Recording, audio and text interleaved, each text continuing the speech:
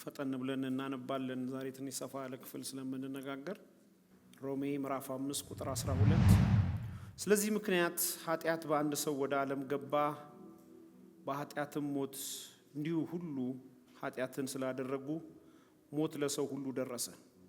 ቁጥር 13 ቁጥር 14 ነገር ግን በአዳም መተላለፍ ምሳሌ ኃጢአትን ባልሰሩት ላይ እንኳ ከአዳም ጀምሮ እስከ ሙሴ ድረስ ሞት ነገሰ። አዳም ይመጣ ዘንድ ላለው ለእርሱ አምሳሉ ነውና፣ ነገር ግን ስጦታው እንደ በደሉ መጠን እንደዚያው አይደለም። በአንድ ሰው በደል ብዙዎቹ ሞተዋልና፣ ነገር ግን የእግዚአብሔር ጸጋና በአንድ ሰው በኢየሱስ ጸጋ የሆነው ስጦታ ከዚህ ይልቅ ለብዙዎች በዛ። አንድ ሰውም ኃጢአትን በማድረጉ እንደሆነው መጠን እንደዚሁ ስጦታው አይደለም። ፍርድ ከአንድ ሰው ለኩነኔ መጥቷልና፣ ስጦታው ግን በብዙ በደል ለማጽደቅ መጣ። ይገርም ነው። በብዙ በደል ውስጥ ላሉት ለማጽደቅ መጣ።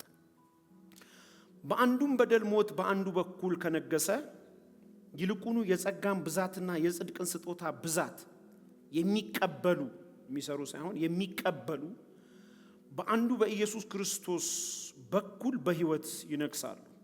እንግዲህ በአንድ በደል ምክንያት ፍርድ ለኩነኔ ወደ ሰው ሁሉ እንደመጣ፣ እንዲሁ በአንድ ጽድቅ ምክንያት ስጦታው ሕይወትን ለማጽደቅ ወደ ሰው ሁሉ መጣ። የመጨረሻ በአንዱ ሰው አለመታዘዝ ብዙዎች ኃጢአተኞች እንደሆኑ፣ እንዲሁ ደግሞ በአንዱ መታዘዝ ብዙዎች ጻድቃን ይሆናሉ። ጌታ ይባርካችሁ።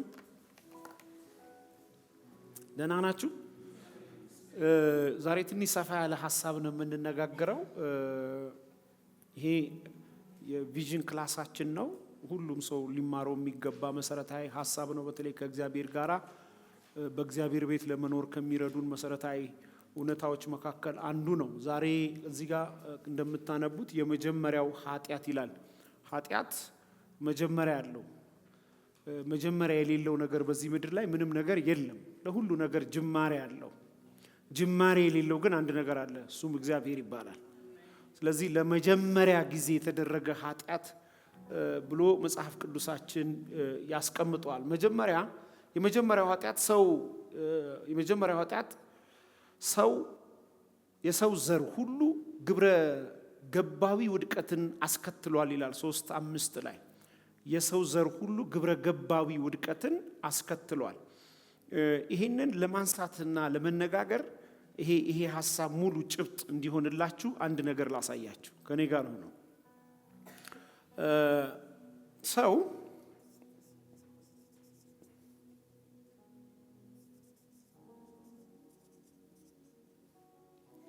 መንፈስ ነው ወይስ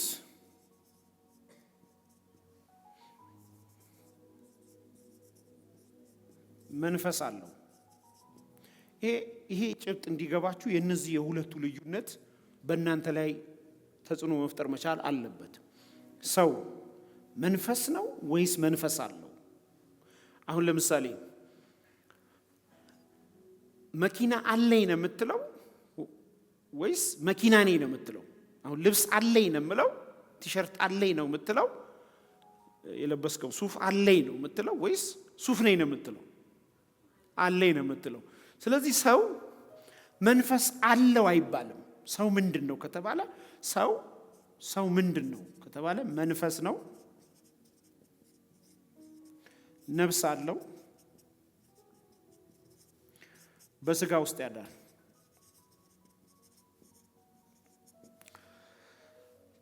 ሰው ይሄ የኃጢአት ትርጉሙ እንዲገባችሁ ሰው መንፈስ አለው ብሎ የሚያምኑ ሰዎች አሉ። አለው ከተባለ የሌለው ጊዜ አለ ማለት ነው። ሰው ደግሞ ዘላለማዊ ነው። የትኛውም ሰው ዘላለማዊ ነው። የዳነም ያልዳነም ዘላለማዊ ነው። ያልዳነውም መጨረሻው ለዘላለም በማይጠፋው ይቀመጣል። የዳነውም ደግሞ ለዘላለም ከእግዚአብሔር ጋር ያቀል ሰው። ስለዚህ ምንድን ነው? ዘላለማዊ ነው። ዘላለም ደግሞ መኖር የሚችለው ምንድን ነው? መንፈስና ነፍስ ነው። መንፈስና ነፍስ ነው። ስጋ ለምሳሌ እግዚአብሔር የፈጠረው ምንድን ነው? እግዚአብሔር የፈጠረው ፍጥረት በዘፍጥረት ምዕራፍ 1 ቁጥር 27 ላይ ጻፉ እናንተ። ዘፍጥረት ምዕራፍ ዘፍጥረት ምዕራፍ 1 ቁጥር 27 እና 27 እስከ 28 ኑ እንውረድ ሰውን በመልካችን እንደ ምሳሌያችን እንፍጠር ሲል የእግዚአብሔር መልክ ምንድነው? መንፈስና ነፍስ ነው። ከኔ ጋር ነው። መንፈስና ነፍስ ነው የእግዚአብሔር መልክ። ዘፍጥረት ምዕራፍ 1 ቁጥር 28 እግዚአብሔር ሰውን በዘር መልክ፣ በቃል መልክ፣ በራሱ መልክ ዘፍጥረት ምዕራፍ 1 ቁጥር 28 ላይ ከፈጠረው በኋላ ዘፍጥረት ምዕራፍ 2 ቁጥር 8 ላይ ለሰው ልጅ ከምድር አፈር ምን አበጀለት ይላል? ስጋን አበጀለት ይላል። ይላል እግዚአብሔር ነፍስና መንፈሱን በመልኩ ሲፈጥር የሰው ልጅን ስጋ ግን ከምድር አፈር ምን አደረገው ይላል? አበጀው ይላል። አየ ስጋ የተፈጠረ ሳይሆን ምን የተደረገ ነው? የተበጀ ነው። ስለዚህ ይሄ ፊዚካል ዓለም ላይ ሰው እንዲንቀሳቀስና እንዲኖር፣ እንዲነካ፣ እንዲሰራ፣ እንዲያስብ መንቀሳቀስ እግዚአብሔር ሰው እንዲበዛ የፈለገበት የፈጠረው አፈር ከፈጠረው አፈር ካበጀው በኋላ ዘፍጥረት ምዕራፍ 1 ቁጥር 26 እና 27 ላይ የተፈጠረው ሰው እፍ አለበት። እፍ አለበት ማለት ኦክሲጅን አይደለም፣ አየር አይደለም፣ ሰው ነው። የመጀመሪያው ሰው፣ የመጀመሪያው ኦሪጅን፣ የመጀመሪያው ማንነት እግዚአብሔር የፈጠረው ፍጥረት እፍ አለበት። ኤኒሲንስ የእግዚአብሔር መንፈስ የእግዚአብሔር ነፍስ ወይንም ደግሞ ነፍስ እንዲኖረው አብሮ አንድ ላይ ያሉ ስለሆኑ ነው። እዛ ውስጥ ሲገባ ሙሉ ለሙሉ መንቀሳቀስ ጀመረ። በምን አማካኝነት? በስጋ አማካኝነት። ሮሜ ላይ መሰለኝ አስቀድሞ ዓለም ሳይፈጠር የሚል ቃል አለ። አስቀድሞ የሚለው ዓለም ሳይፈጠር የሚለው ቃል ብዙ ሰዎች ዓለም ሳይፈጠር የሚለው ቃል ትክክለኛ ትርጉሙ ከመውደቅ በፊት የነበረውን ሰው ልጅ ከመውደቅ በፊት የነበረውን ዓለም ነው የሚያሳየው። የፈጠረው ፍጥረት፣ የታወቀው ፍጥረት በእግዚአብሔር ልብ ውስጥ ዓለም ውስጥ የነበረ ያ ሰው አስቀድሞ የታወቀውን ነፍስ ወይም የእግዚአብሔር መንፈስን በስጋ ውስጥ ያን ሰውዬ ወለደው። ስለዚህ በምድር ላይ የሰው ልጅ ሲኖር መንፈስ አለው፣ ነፍስ አለው፣ ስጋ አለው። እሺ አሁንም ከኔ ጋር ናቸው። ለምሳሌ እግዚአብሔር መንፈስ ነው አይደለም? እግዚአብሔር መንፈስ ነው፣ ነፍስ አለው።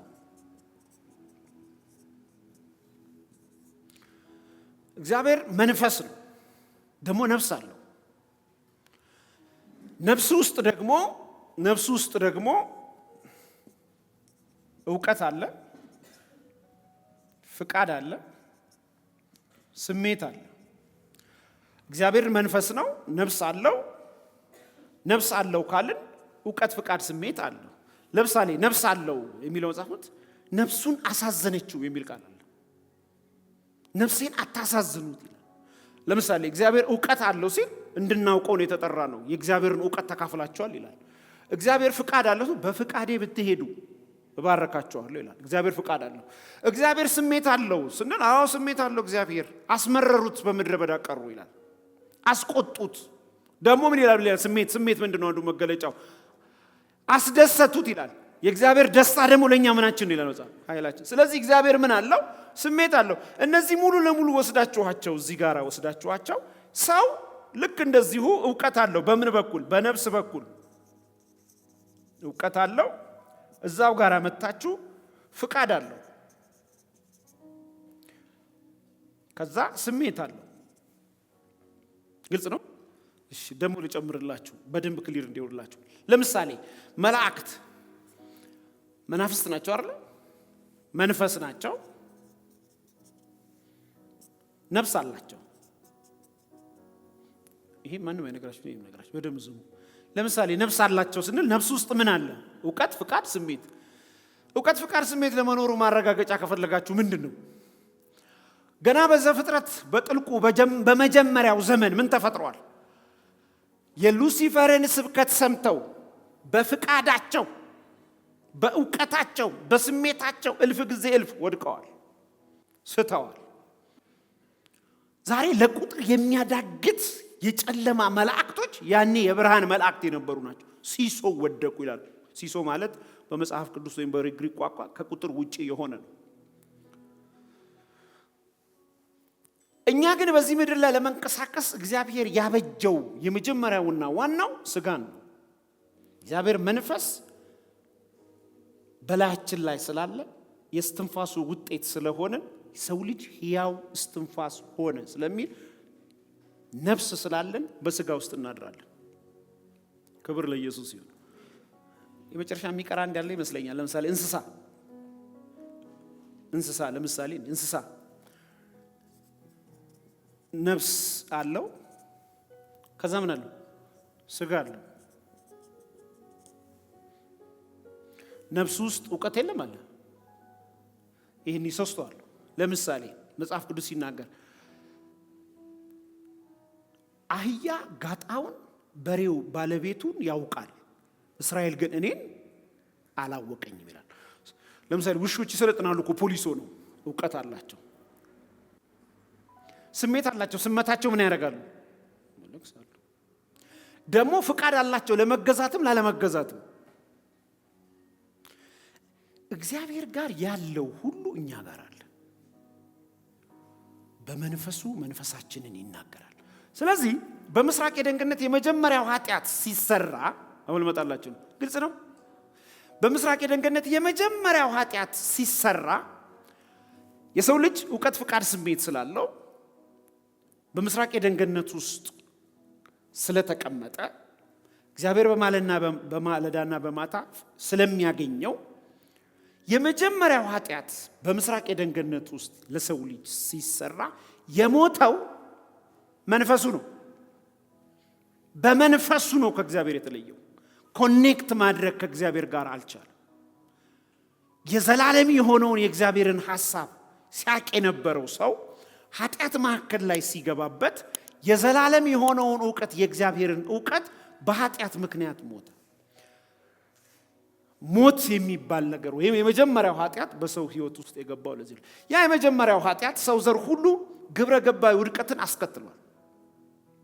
በአንዱ በአዳም ምክንያት በሰው ዘር ሁሉ ላይ ግብረ ገባዊ የሆነ ኃጢአት ተከናውኗል። የአዳም ኃጢአት በሰው ዘር ሁሉ ላይ ዕዳ ሆኖ ተቆጥሯል። አዳም ነው የበላው፣ እኛ ጋር ሁሉ እንደ ዕዳ ይቆጠራል። ዕዳ ደግሞ መከፈል አለበት። ነፃ የምትወጣው ዕዳ ምን ስታረግ ነው? ስትከፍል ነው። በሰው ዘር ሁሉ ላይ ዕዳ ሆኖ ተቆጥሯል። ኃጢአት የሌለበት ሰው የለም። ለምን? በአንዱ በአዳም ምክንያት ሁሉ ሞት ስለሞቱ ሁሉ ኃጢአት ሰርተዋል ተብሎ ተቆጥሯል። በዚህ አማካኝነት በሰው ዘር ሁሉ ላይ ምን አለ? ኃጢአት አለ። ተሐድሶ ማለት ጻፊ ቀጥተኛ ትርጉሙ ብዙ ሰዎች እውር ማብራት፣ ሽባ መተርተር ምናምን ይመስላቸዋል። እንደዛው አይደለም። ተሐድሶ ማለት ያለህንና የሌለህን ማወቅ ማለት። የሌለህን ስታውቅ ላለህ ቫልዩ ትሰጣል። ተሐድሶ በህይወታቸው የመጣ ሪቫይቫል በህይወታቸው የመጣ ለሀገር ለቤተሰብ ጠቃሚ የሆኑ ሰዎች ይህንን ይለዩት፣ ያላቸውንና የሌላቸውን ይለዩት። የሌለህን ስታውቅ ለማግኘት ትፈልጋለህ፣ ያለህን ስታውቅ በአግባቡ ትጠቀማለህ። ተሐድሶ አምጪ እነዚህ ሁለቱ ናቸው። ሁለተኛ የመጀመሪያው ኃጢአት የተደረገበት ምክንያት መተማመን መቻል ስላለበት ከእግዚአብሔር ቃል የመጀመሪያዎቹ ሰዎች አዳምና ሔዋን የእግዚአብሔርን ትእዛዝ ምን በማድረግ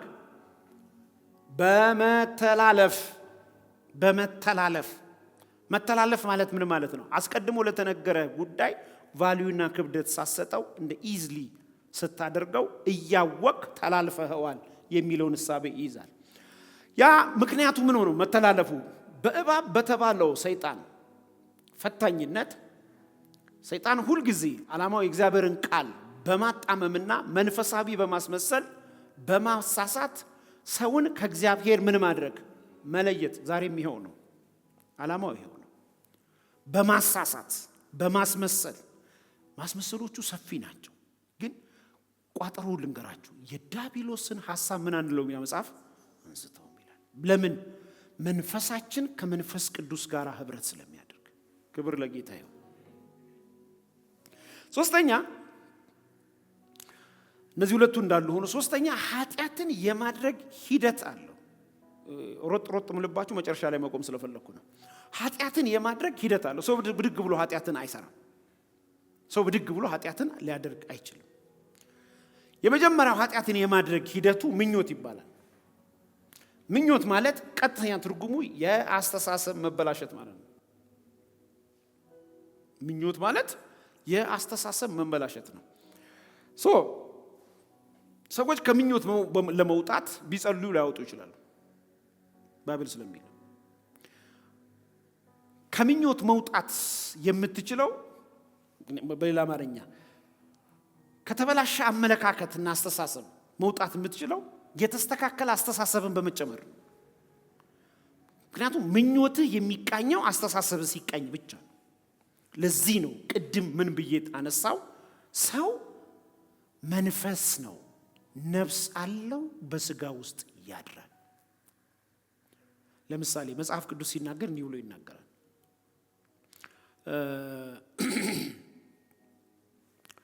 ዮሐንስ ወንጌል ምዕራፍ 1 ከቁጥር 12 ጀምሮ እናም በመሆን ቃል በጣም ደስ የሚል ቃል አለ።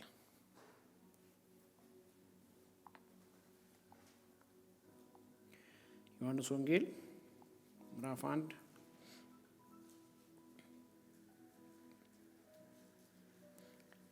እንዲህ ቁጥር 12 እንዲህ ይላል። በደንብ ስሙት።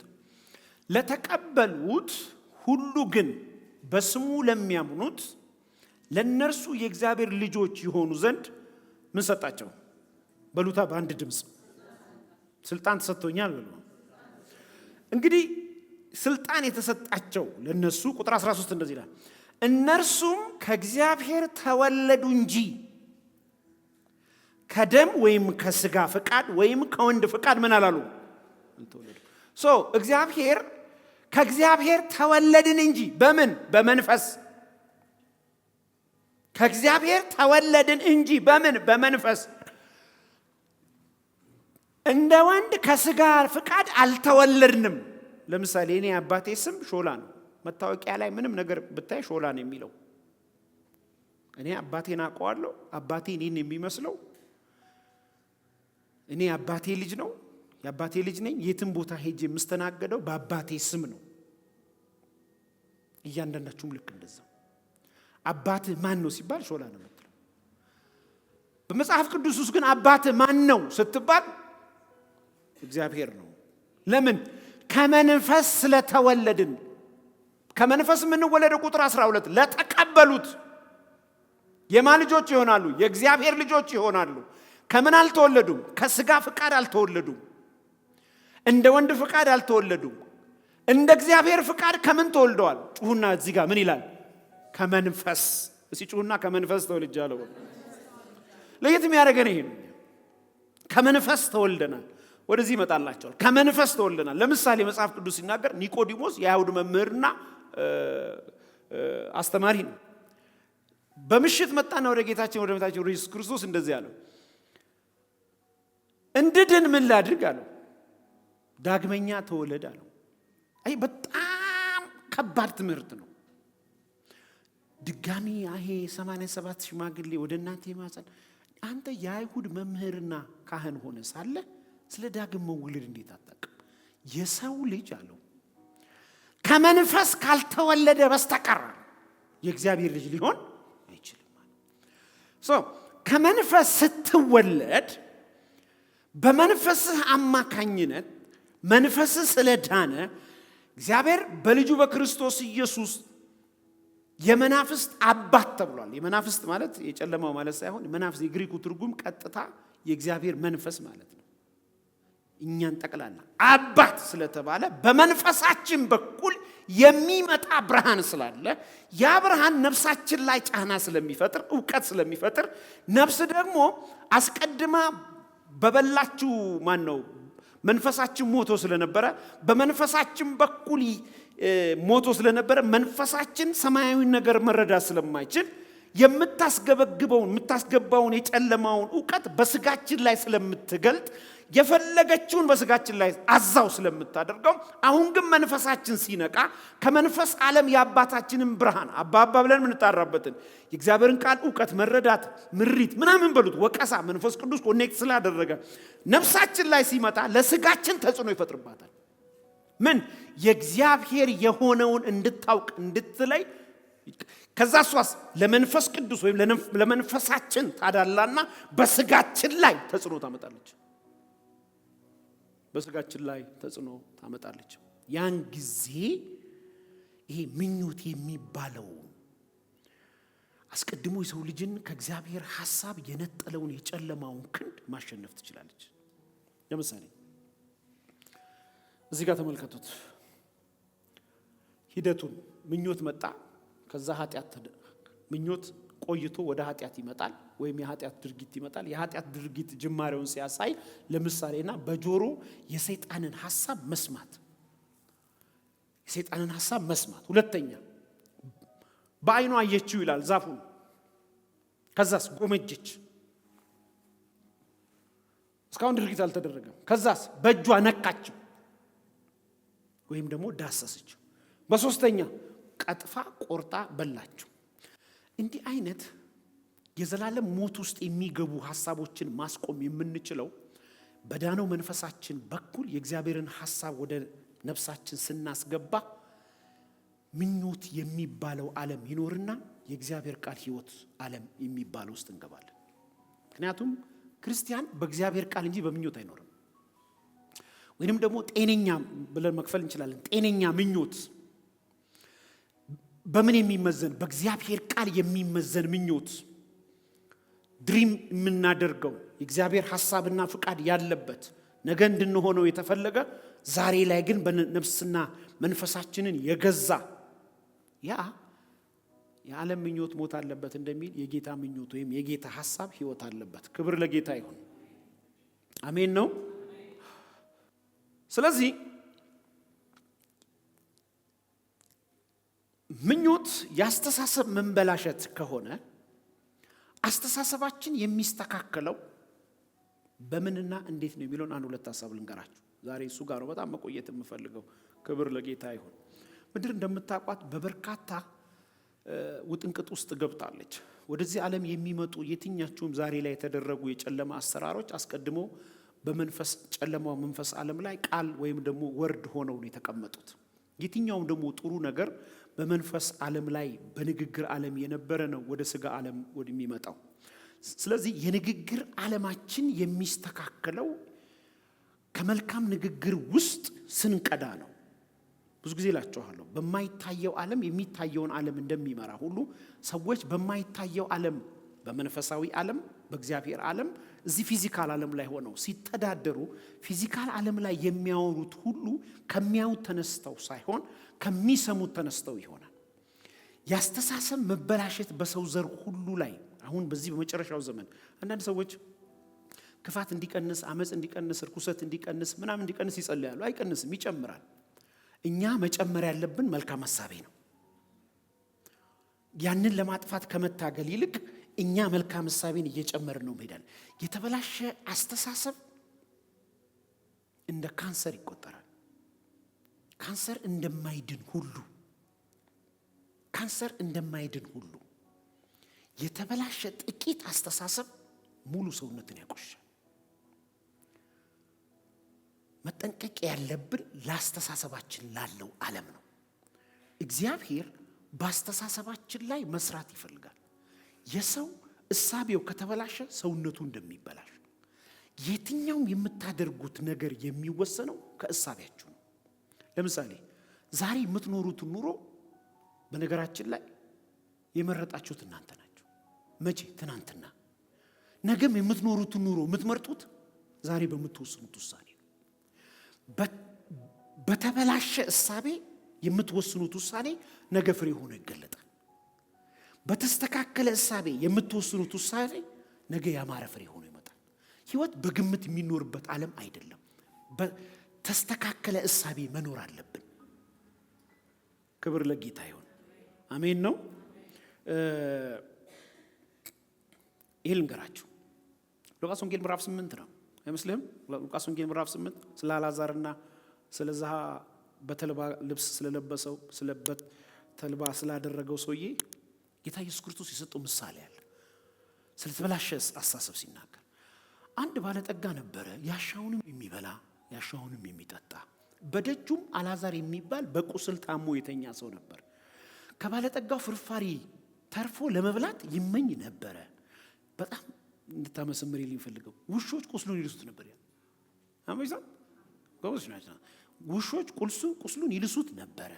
ከዕለታት አንድ ቀን አልዓዛር ሞተ። ከብዙ ጊዜ በኋላ ደግሞ ባለጠጋው ሞተ ይልና ምሳሌ ነው ኢየሱስ ያስተማረው እንጂ ሪክቲጋ አልኩኝ መስጊድ ትክክለኛ ወይም አሁን የምነግራችሁ ዓለም እንደዛ አይደለም ያለው። ምሳሌ ነው ያስተማረው። አልዓዛርም በአብርሃም እቅፍ ነበር፣ በሲኦልም ደግሞ ሰውየው ቃጠሎ ነበረበት ይላል። በቃጠሎ ውስጥ ይቃጠል ነበረ እና ውሃ በጣም ተጠማ። አሻቅቦም ሳየው አብርሃምንና አልዓዛር በቅፎ ነው አየው ይላል። እና አብርሃም አለው። አቤት አለው።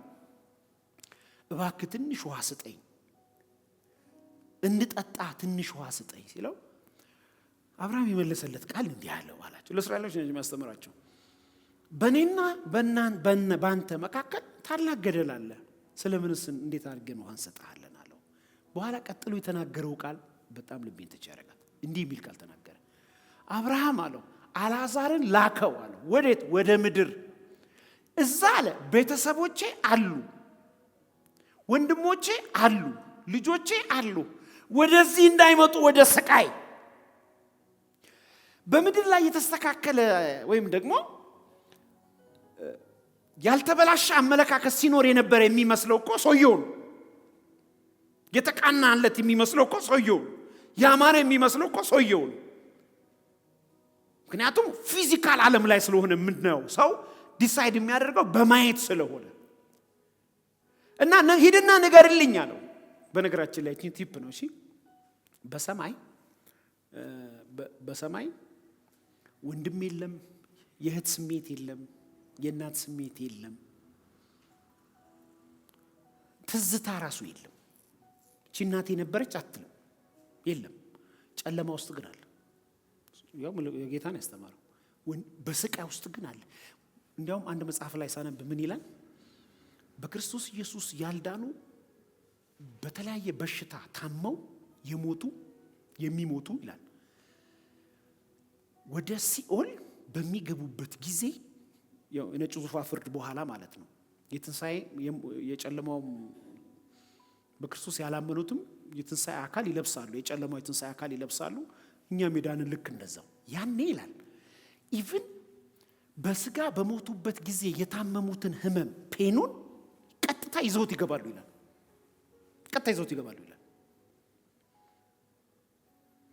ምክንያቱም በዚህ ምድር ላይ በአንዱ በልጁ በክርስቶስ ስላላመኑ ይዟቸው ነው ቀጥታ የሚሄደው። እሺ ልመለስላችሁ። የተበላሸ አመለካከት ይዘው ወደ ሲኦል እንዳይመጡ አልዓዛርን ላከው አሉ። አልዓዛር ደግሞ አያውቅም። አብርሃም ምን ቢል ጥሩ ነው? ነቢያት አሉላቸው፣ ካህናት አሉላቸው፣ እነሱን ይስሙ። ከሙታን የሞተውን አስነስቼ ብልክላቸው ነቢያትን ያልሰሙ ካህናትን ያልሰሙ እንዴት ከሙታን የተነሳውን አልዓዛርን ሄደው ብነግራቸው ይሰማሉ? አስቀድሞ የተላከለ ያን አዲስ ኪዳን ስለሌለ ነው ጌታ እንደዚህ የሚለው። ይህንን መስማት አለባቸው። ለምን? የተበላሸ አመለካከት ለተበላሸ ድርጊት ይዳርጋል። ለድርጊታችሁ ሳይሆን መጠንቀቅ ያለባችሁ ለአስተሳሰባችሁ ነው መጠንቀቅ ያለባችሁ። ለዲቪዥን ክላስ ይሄ ነው። በአስተሳሰብህ ከተበላሸ እመነኝ የቀን ጉዳይ ነው፣ በድርጊት ትበላሻለህ። የትኛውም ድርጊት የሚመነጨው ካስተሳሰብ ዓለም ነው። ካስተሳሰብ ዓለም ነው። ሐሜት ማቆም አቃተኝ ያለችኝ እህት አለች። እንዴት ማቆም ያቀትሻል ብዬ አልነገርኳት። እንዴ አንቺ እኮ ቢያል አው ማቀት ያቀትሻል። ለምን አያቀትሽም? የምትሞይው ነገር ስታቆሚ ነው ሐሜቱ የሚቆመው። ዓለምህን ስቀይር ንግግሩ ይቀየራል። ወደ ተፈጠርክበት ኦሪጂን ስትመጣ ድርጊት ይቀየራል። ለምሳሌ ኃጢአትን ለማቆም የምትፈልጉ ሰዎች በጌታ ፍቅር ኃጢአትን ማቆም አትችሉም። ኃጢአትን ለማቆም በምድር ላይ ያለ የትምህርት ደረጃ የለም። ኃጢአትን ማቆም መንገድ የኃጢአትን ግብዓት የሆነውን ትምህርት መቀየር። እሳቤ ሲቀየር ድርጊትህ ይቀየራል። በሌላ አማርኛ ምንጭ ሲቀየር ውጤቱ ይቀየራል። የተተከልክበት ቦታ ሲቀየር ነው። ስለዚህ መቀየር ያለበት ዘር ነው። እኛ ደግሞ ዘራችን ተቀይሯል። ከእግዚአብሔር የተወለደ አሜን ነው። ነገር ግን ከእግዚአብሔር ተወለድን ማለት ይሄን እኔ ነው ነገራችሁ። ጌታ ኢየሱስ ስሙ የተባረከ ይሁን። ከእግዚአብሔር ተወለድን ማለት ፐርፌክሽን ይመጣል ወይ? እንኳን እዚህ አይደለም መንግስተ ሰማያትም ነፍስሽ እየተማረች ነው የምትሄደው። ነፍስ በእውቀት እየተሞላች ነው የሚሄደው። ድነን እንኳን በጉጋ ሄደን እንኳን ሰማይ ገብተን እንኳን እግዚአብሔርን በማወቅ ነው የምንጠመደው። ለምን? እግዚአብሔር አይታወቅማ። ማለዳ ምንድን ነው? እዚህ ከፈለኩ 24ቱ ሽማግሌዎች ተንበርከከው ይላል እኮ። አክሊላቸውን ቁጭ አድርጎ ነፍስ ነው የምታውቀው። እውቀት ፍቃድ ስሜት ስላላት ተንበርከካ ቀና ስትል ሌላ ክብር ታያለች። ነፍስ በእውቀት እየተሞላ ነው የሚሄደው። እዚህ ምድር ላይ በፕሮሰስ እየተሰራ ነው የምትሄደው። እኔ አንድ በጣም ደስ የሚል ቃል አለ። ምን ይላል? አንድ ጊዜ ያጸደቃቸው የሚቃል አረ ሁለተኛ ጥቅስ ደግሞ ልንገራችሁ። ኤፌሶን ምዕራፍ 2 ላይ ሁሉን በኃይሉ ችሎ ጨርሶ አብረውት በግርማው ቀኝ ተቀመጡ ይላል። ኃጢአት ሲሰሩ ይወርዳሉ ማለት እንዳልሆነ ነው። ነገር ግን ደግሞ መዘንጋት የሌለብን በሚሞተው ስጋችን ጌታ እናከብራለን። ለምሳሌ ስለ ስጋ ልንገራችሁ ጥቂት። አላወራችሁማ? ስጋ ወርቻችኋለሁ። የስጋ ስሞች እስቲ አንደኛ ፍቄ የስጋ ስም በመጽሐፍ ቅዱስ ውስጥ ድንኳን መሰማለሁ። ድንኳን ሌላ በዚህ በድንኳን እያለው ቃጥታለሁ አላ ማን ያለው? ጳውሎስ አይደል? ልብስ የሚሞተውን ልብስ ለብሳችኋል ይላል። ስለ ስጋ ስለሚናገር ነው። ፈራሽ ሸክላ ይሄ ሁሉ የሚፈርስ ነው። ነገር ግን በሚፈርስ ስጋ ውስጥ በነበርንበት በምንኖርበት ጊዜ መንፈስ ቅዱስ ወይም ደግሞ መንፈሳችን ስለበራ የእግዚአብሔር መንፈስ ማደሪያ ስለሆነ በሚሞተው ስጋችን ጌታ እናከብራለን። ኃጢአትን በዚያ እናበረታታም። ግን ደግሞ ጳውሎስ ከጻፈባቸው ጽሑፎች መካከል ለምሳሌ የአባቱ ሚስት ያገባ የአባቱ ሚስት እንደ ሚስት አድርጎ ሌጋሊ የወሰደ የቆሮንቶስ ምዕራፍ 5 ላይ በመካከላችሁ ባጭር ቃል መከፋፈል፣ መለያየት፣ አድመኝነት፣ ጥላቻ፣ ክፋት፣ አመንዝረኝነት አለ እና እዛው መጽሐፍ ላይ እናንተ እኮ ይላቸዋል ጻድቃን ናችሁ፣ ቅዱሳን ናችሁ ይላቸዋል። አይ ስለ መንፈሳቸው ነው የሚያወራው። ስጋቸው ውስጥ ከዚህ ስጋ አለ ጳውሎስ ማን ነው የሚለየኝ? ከባድ ነው ማለት ነው። ነገር ግን እነዚህን ድርጊቶችህን መቀየርና መለወጥ የምትችለው በጥረት በግረት አይደለም። ትምህርትህን በመቀየር ነው። ውሎህን በመቀየር ነው። ሐሳብ የድርጊት ውጤት ነው። ጻፊ ሐሳብ የድርጊት ውጤት ነው። ድርጊታችሁ እንዲስተካከል ልፋት ውስጥ እንዳትገቡ ሐሳባችሁን አስተካክሉ። እናንተ አላችሁ ሐሳባችሁ ምድራዊ ነው። ሐሳብ ምድራዊ ሆኖ ሰማያዊ ድርጊት ልትፈጽም አትችልም። ሰማያዊ ድርጊት መፈጸም የምትችለው ከሰማያዊ ግንድ ጋራ ከሰማያዊ እሳቤ ጋራ መተከል መቻል አለበት። ስለ ሞራል አይደለም ማስተምራችሁ፣ ስለ ህይወታችሁ ነው የምነግራችሁ። the principle የህይወት መልህቅ ይሄ ነው። ተጽዕኖ ማምጫ ይሄ ነው።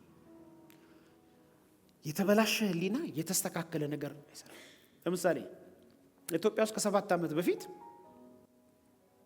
ምን አይነት ኢትዮጵያዊ ነበረ የሚለው መቃኘት ትችላላችሁ። መለያየትን የሚፈልግ ክልል ሁሉ ሀገር መሆን የሚፈልግ ሰሜን ብትሄድ ናና ሀገርና ትግራይ የሚል ዝቅ ስትል አኒሞ ሀገር ሂዳ ሚል አየ የተስተካከለ አይምሮ የገነባውን አገር የፈረሰ አይምሮ መበታተንን የሚያመጣ አገርን ለመስራት ለመነሳት በፊት የተሰራ ጭንቅላት ያስፈልጋል። የተሰራ ጭንቅላት ነው የተሰራ የሚሰራውን አገር መስራት የሚችለው። በፈረሰ ህሊና መገንባት አትችልም። እውነት ነው። ሲሪ ዳበር እውነት ነው። ቤት የሚሰራው በጥበብ ነው ካለ የጥበብ ባለቤት መሆን መቻል አለበት። በማስተዋል ይጸናል ካለ የማስተዋል አስተሳሰብ አንተ ላይ መኖር መቻል አለበት። እስንት ያገልጥቃቸው ሉቃስ ወንጌል ምዕራፍ 15 አንድ አባት ሁለት ልጆች አሉት። ከብዙ ጊዜ በኋላ ሀብት አካፍሎኝ ብሎ ይዞ ሄደ። ብሩ እኮ ጤነኛ ነው ልጁ እንጂ ብሩ እኮ ብር ነው። ሀብቱ እኮ ሀብት ነው። ብሩ ማንም ጋር የነበረው ማንም ኪስ ውስጥ የነበረ መግዛት መሸለጥ መለወጥ መብዛት የሚችል ማትረፍ የሚችል ገንዘብ ነው። ገንዘቡ የተለየ ገንዘብ አይደለም። ለምንድን ነው ልጁን የመታው? ለምንድን ነው ልጁን እሪያ መካከል የጣለው? ልጁ ብሩ ላይ ተኮሰበት፣ ገንዘቡም ተሰብስቦ ጥይት ሆኖ ልጁ ላይ ተኮሰበት። በተበላሸ አይምሮ የሚያድግ ቢዝነስ የለም። በተበላሸ አስተሳሰብ የምታድግ ቸርች የለችም። በተበላሸ ስራ የተስተካከለ ሀገር አይገኝም።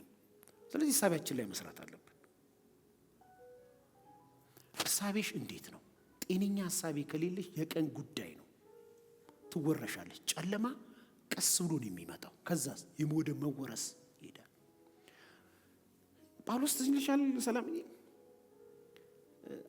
እባቡ አለ ሔዋንን ከምስራቅ የኤደን ገነት እንዳወጣት አለ በክርስቶስ ድናችሁ ከመልካም ቅንነታችሁ እንዳያጎድላችሁ ሰጋድለዋል። አይ እሳቤ ነው ማለት ነው። ከእግዚአብሔር ጋር ከመኖር እንደ እግዚአብሔር ሆኖ መኖር ይሻላል ብለው ነው በእነዚህ አራቱ አማካኝነት የተበላሸ እሳቤ ያመጡት። አትብሉ በበላችሁ ጊዜ ሞትን ትሞታላችሁ ብሎ አስቀድሞ የነገራቸውን ቃል ትተው መብላት የፈለጉት በእባቡ ትምህርት የእባቡ ትምህርት ምንድነው? እንደ እግዚአብሔር እንድትሆን፣ ትልቅ እንድትሆን፣ ኃያል እንድትሆን፣ ብርቱ እንድትሆን፣ ከሰው በላይ እንድትሆን። እንደዚህ አይነት ትምህርቶችን አታስተናግዱ። በልክ ኑሩ። ሀገራችሁ በሰማይ ነው። ምን ነው አሜን አትሉም? ልከኛው ነው። ልከኛው ነው። እናንተ የምትመዘኑት ሚዛን ላይ ወጣችሁ የምትደፉት ውስጣችሁ ባለው በተስተካከለ እሳቤ በመንፈስ ቅዱስ እሳቤ እንጂ በልብሳችሁና በጌጣችሁ አይደለም።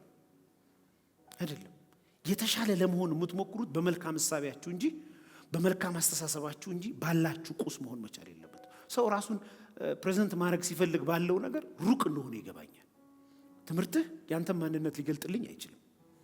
ገንዘብህም ልክ እንደዛው፣ ዘራችንም ልክ እንደዛው፣ ቋንቋችንም ልክ እንደዛው። የተሻለ ከሆነ መገኘት የምትችለው ባልተበላሸ ሐሳብ ውስጥ ስትሆን ብቻ ነው። አቴንሽን ታገኛለህ። ሰማይ አቴንሽን ታገኛለህ። ዮሐንስ ወንጌል ምዕራፍ 3 ላይ ኢየሱስን በሚጠመቅ ጊዜ ሰማይ ተከፈተ። ዝም አላለም፣ ተከፍቶ መንፈስ ቅዱስ በእርግብ አምላክ መጣ። ከዛስ እባካችሁ አላቸው የተስተካከለ ሐሳብ ያለው ልጄ እሱ ነው አለና እሱ ምን በሉት አይገርምም? ፍጥረት ሁሉ ያዳምጣል። ሰዎች ሊሰሙ እግር ስር ይመጣሉ። መድኃኒት ትሆናለህ። ለምን? መልካም እሳቤ ባለቤት። በትልቁ ጻፉት። እኔ በሉ የመልካም እሳቤ ባለቤት ነኝ በሉ።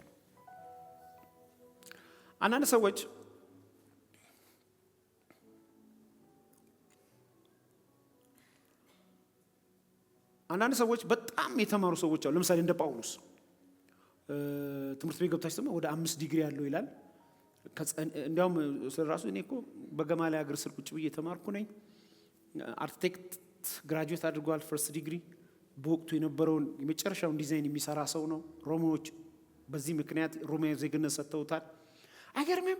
ይሄ ሁሉ ኖሌጅ የጠራ ሐሳቤ እንዲሰጠው አልረዳውም። እንዲያውም ህግ ቀናተኛ ሆኖ ቁጭ ብሏልና የተበላሸ አይምሮ ስለነበረው የከበረውን ነገር በተበላሸ አይምሮ ስለሚገልጥ ለስጢፋኖስ መሞት ምክንያት የሆነ እኮ እሱ ነው። እግዚአብሔር በዛው ለማዳን አምጥቶ አዳ ነው እንጂ በኋላ የክብር ዕቃ አድርጎ ተጠቀመበት እንጂ። ወገኖቼ እኛ መንፈሳችን ነቅቷል። በመንፈሳችን ክፉና ደጉን መለየት የምንችልበትን የህይወት ዓለም ተረድተናል። ስለዚህ መጽሐፍ እንደሚል እኔ አለ የወይን ምንድን ነኝ? ግንድ ነኝ። እናንተ ምንድን ናችሁ? አባቴ ደግሞ ምንድን ነው? ገበሬ ነው። በኤኒሚስ ሁል ቀን ቅርንጫፉ የሚያፈራው ፍሬ ከግንዱ ጋር ባለ መጠን ነው። ራስን ቼክ ማድረግ እዛ ውስጥ ይላችሁ። የተበላሸ እሳቤ ባለቤት እንደሆነን ማሳያ መንገዱ ድርጊታችን ነው። ድርጊት አንተነትን ይገልጣል። ስለዚህ ድርጊትን እንድቀይር እሳቤ መቀየር ነው ያለብህ። ለመጨረሻችን እንገራችሁና አልጨርስም። ሰው የሚድነው ዮሐንስ ወንጌል ምዕራፍ 8 ቁጥር 12 ላይ በአንዱ በልጁ በክርስቶስ ኢየሱስ በማመን ነው አይደል? ነው አይደለም? ደህንነቱንም የሚያጣው በአንዱ በልጁ በኢየሱስ ክርስቶስ ባለማመን ነው። በአንዱ በልጁ በኢየሱስ ክርስቶስ ማመን ስታቆም የተበላሸ ሐሳብ ባለቤት ነው የምትሆነው። ከዛ በኋላ ናቸው እኛ ቤት ስለማይወራ ነው ኤሌመንተሪ ነገር ድርጊቶች ሁሉ። ምክንያቱም ያመነ ሰው የህይወት አይነት ስላለው ያላመነ ሰውም እንደዛው የህይወት አይነት አለው። ማመናችን ደግሞ በነገር ሁሉ ይገለጣል። አሜን ይሁን። ክብር ለማን ይሁን? ግልጽ ነው፣ ግልጽ ነው። የዛሬ ጭብጤ እንደ ቤተ ክርስቲያን መናገር አመስምሬ ለአገልጋዮች የምፈልገው ማንም የተበላሸ አይምሮ ባለቤት የሆነ ሰው የሚነግራችሁን አትሙሉ። እናንተ የክብር ዕቃ ናችሁ። ጉንፋን ይጋባል፣ ጉንፋን ይጋባል። እኔ ጉንፋን አላዘኝም ብሎ አንድ ሰው ቢስምህ አላዘውም ብሎ አላዘኝም ብለህ ልስምህ ይችላል። ጉንፋን እንደያዘው ማረጋገጫ ከፈለክ አብረው ትንሽ ደቂቃ ቁጭ በል፣ ያስነጥሳል። ምንም አይነት ፍሉድ ላይኖረው ይችላል፣ ጉንጩ ላይ ቀላ ይችላል፣ ሬዚስት አድርጎ ግን የቫይረሱ ተሸካሚ ከሆነ ያስነጥሳል። ከዛ ስተታመማል። ራስ ምታት፣ ማስነጠስ። ከተበላሸ አመለካከት ካላቸው አፋቸው ሲከፈት የገሃነም ዋሻ አይደል የሚለው ጻፍት። ይሄ ገሃነም መኖሪያ። በነገራችን ላይ ቅድም የረሳሁትን እንዳትረሱ እሺ ልንገራችሁ። አብርሃም በዛ በገነት ሆኖ በሲኦል ሆኖ አየው የሚለው ቃል ኢየሱስ ለማስተማር እንጂ ሲኦል ምንም አይነት ብርሃን የለውም። ድቅድቅ ጨለማ ነው። ቀና ስትል ማየት ከቻልክ የምታየው የተጣሉ አስፈሪ ጨካኝ መላእክቶች ነው ያሉት። ማንም የለም። የተበላሸ አመለካከት ማጠራቀሚያ ቦታ ነው።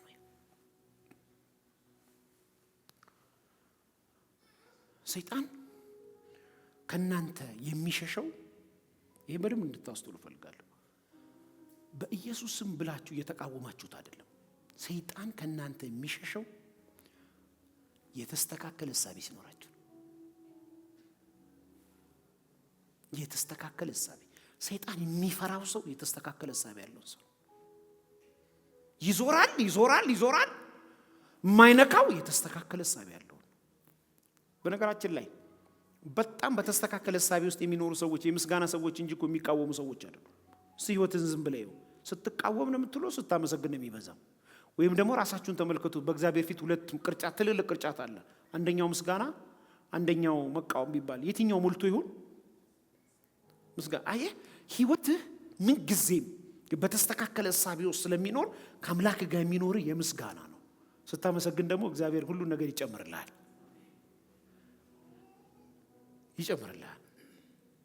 ለምን? በተስተካከለ ሐሳብ ውስጥ ስለምትኖር። ሰዎች ቅንነታችሁን ካስጣላችሁ የመጀመሪያው በህይወታችሁ የሚገለጠው የተበላሸ አስተሳሰብ ነው። ሰውን ተጠላላችሁ፣ የቀን ጉዳይ እንጂ ራሳችሁንም ተጠላላችሁ፣ ኑሯችሁን ተጠላላችሁ። ለስሙ በጌታ ናችሁ። ተንበርክካችሁ ጌታ ሆይ እኔን ነገር አታይም፣ እድሜ ልካችሁን ነው የምትሉት። የሚያየውን ጌታ አታየውም ትላለህ። የተስተካከለ ሐሳብ መገለጫው አንድ እቺ ነገራችሁ ልጨርስ። የእግዚአብሔር ቃል የሚላችሁን ማወቅ።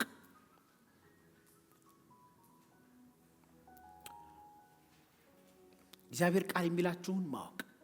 ለምሳሌ እግዚአብሔር ቃል ትችላለህ ካለ እችላለሁ፣ ታደርጋለህ ያለኝን አደርጋለሁ፣ ነህ ያለኝን ነኝ። ለምሳሌ እግዚአብሔር ልጅ ነህ ብሎሃል። አዎ እግዚአብሔር እኔ ልጅ ነኝ፣ የእግዚአብሔር ልጅ ነኝ። እኔ ከኃጢአት በላይ ነኝ፣ እኔ ከአመጽ በላይ ነኝ፣ እኔ ከክፋት በላይ ነኝ፣ እኔ ከጨለማ ስርዓት በላይ ነኝ።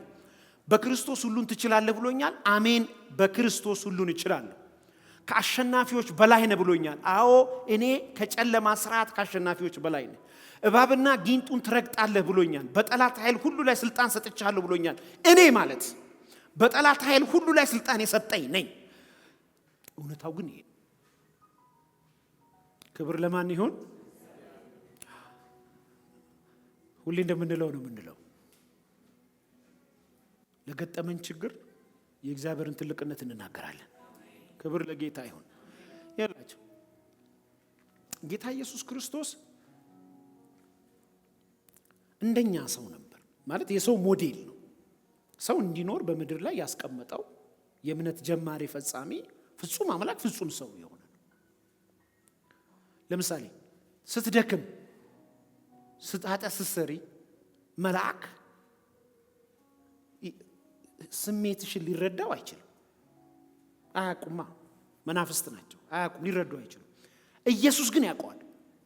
እንዳንተ ሰው ነበር።